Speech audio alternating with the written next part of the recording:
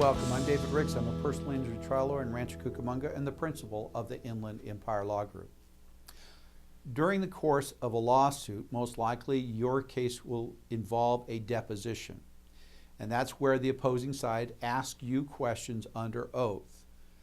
While you're at that deposition, your attorney is going to be there with you. What is the role of your attorney at that time?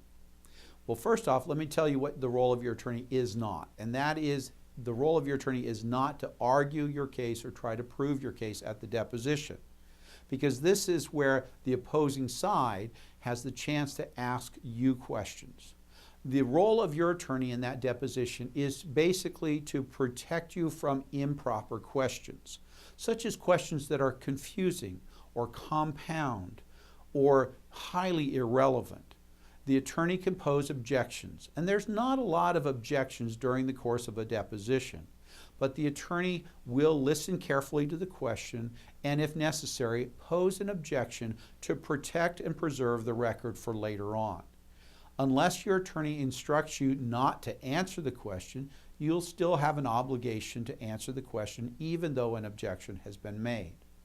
Now, even prior to the deposition, one of the things your attorney has a responsibility to do is to prepare you properly for the deposition. Give you some ideas of what the questions are going to be like, what it's going to be like to be involved in the deposition, and things of that nature. But in the actual deposition, many times your attorney may not say much of anything during the course of that deposition. That doesn't mean he or she's asleep or not paying attention. They're just doing their job to protect you. And as long as the opposing attorney doesn't ask improper questions or doesn't act improperly, then the attorney really doesn't have a lot to do other than to listen carefully to each question and your response.